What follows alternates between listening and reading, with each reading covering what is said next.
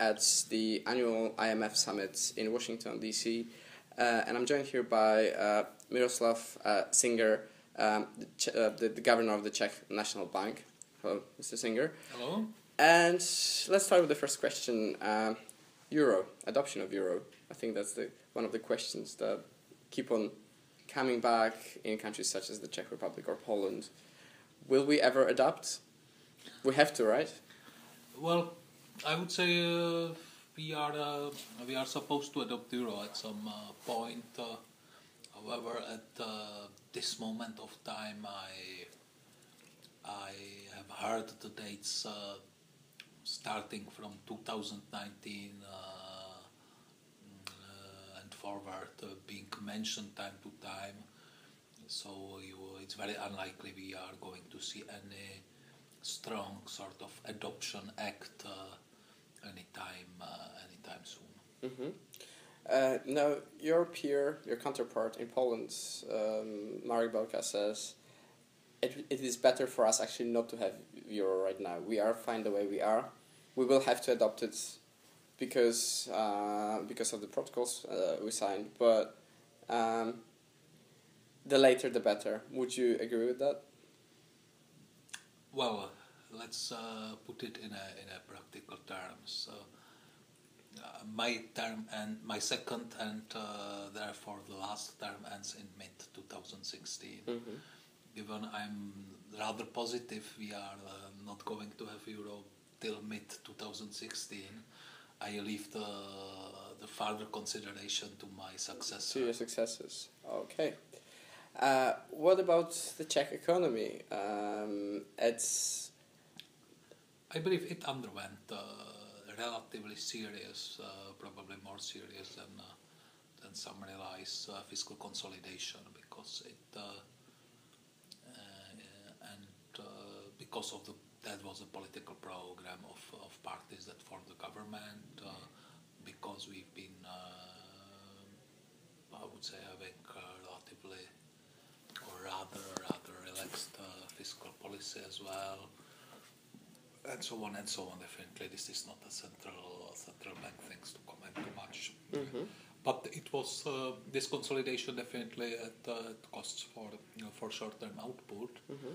But saying this, I'm rather optimistic now because the consolidation is over. We are one of the few European countries that is in such a budget situation that we say essentially that in times of mild recession we generate fiscal outcome that is within Maastricht criterion. Mm-hmm. And we believe in central bank that the economy is actually in some measures already bottoming out of crisis, and we expect a relatively sizable speed up of growth, something like 2% next year, 2% of GDP next year. Do you think 2% is realistic, optimistic, or pessimistic? Just thinking about. I would say it's realistic. Essentially, the latest data seem to essentially confirm our opinion on where economy stands. Mm-hmm. Given that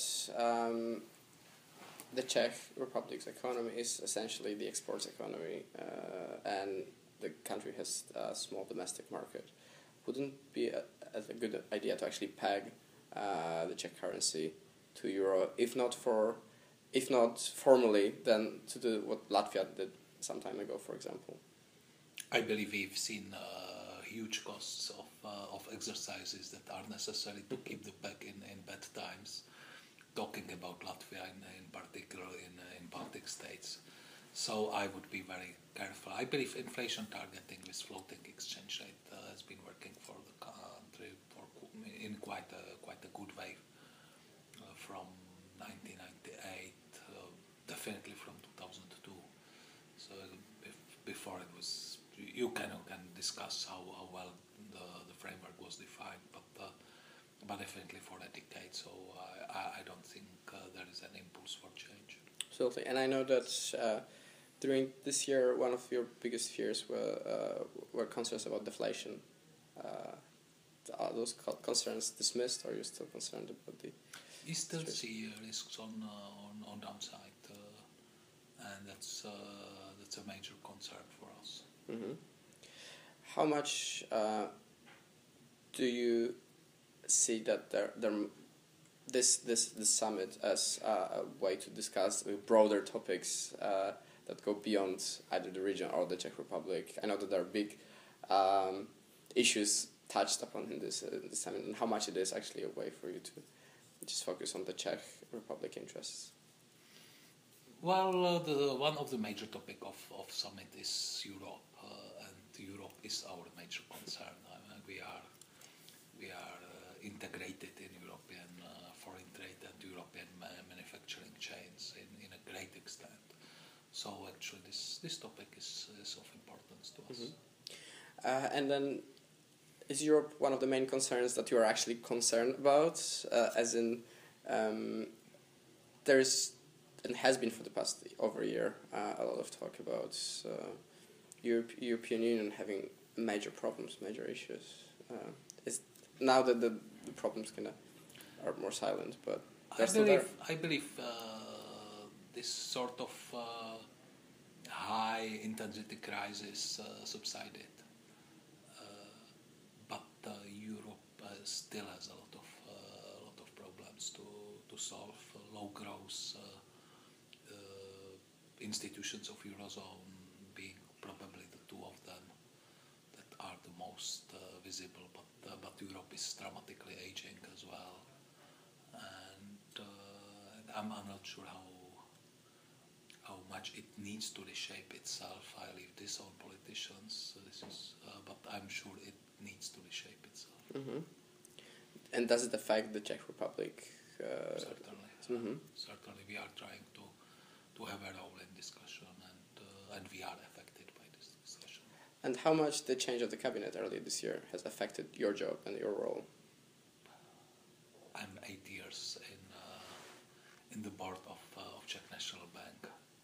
I've seen 7 governments in these 8 years, and we had good working relationship with each of those. So I must say I don't think that I'll be surprised by any new government, by a change of government, sure. And I hope we will be able to keep this kind of habit.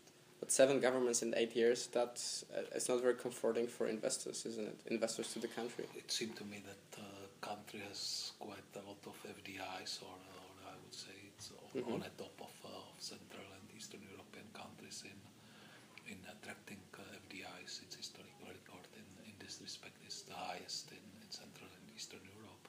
So it doesn't seem they are that scared.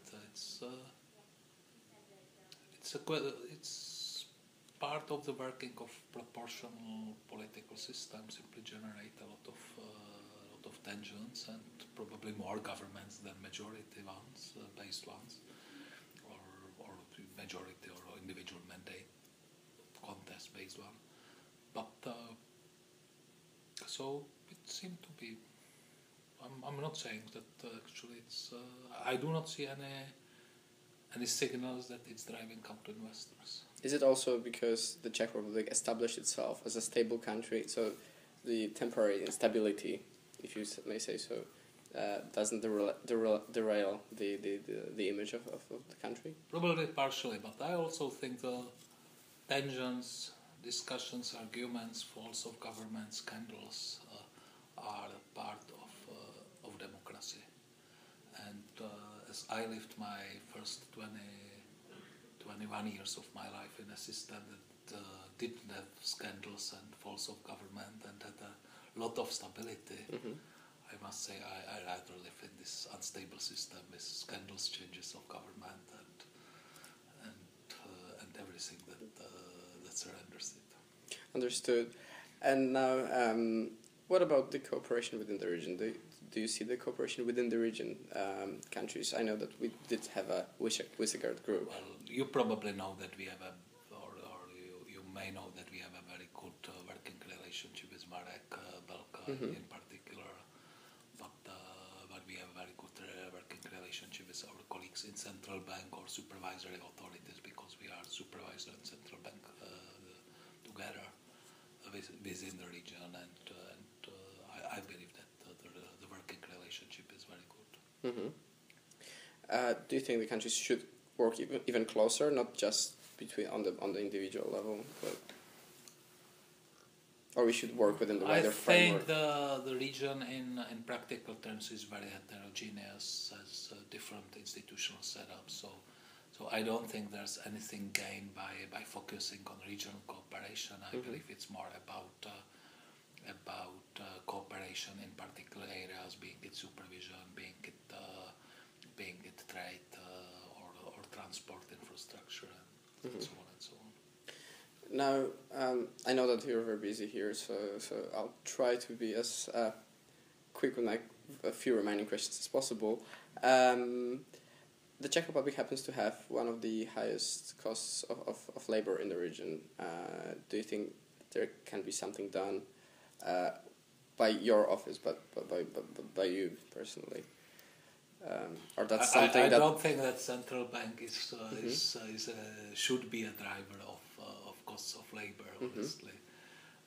But saying this, I think it's balanced in recent periods by the fact that wage growth is extremely moderate in Czech Republic. Currency has not been appreciating in a way expected by markets, meaning I believe that the cost of labor are probably now lower than they were expected to be 2-3 years ago, and I don't see this as a major hindrance. Also, it's about the relationship with labor, is organized labor, and I believe they are very civilized in Czech Republic, and that helps.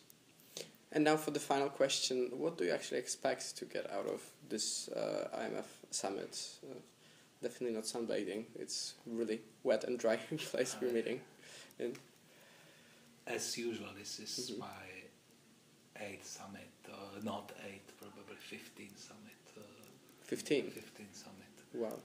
A lot of meetings, some pieces of wisdom or smart observation or good sum-ups in terms of discussions and conferences I visit. That's about what you can expect from meetings. Getting better feel also on some market agents that do not visit Prague that often, and having a chance to talk with them here. So this is what the Global Summit is about, in my opinion. Governor, thank you so much for your time and your attention.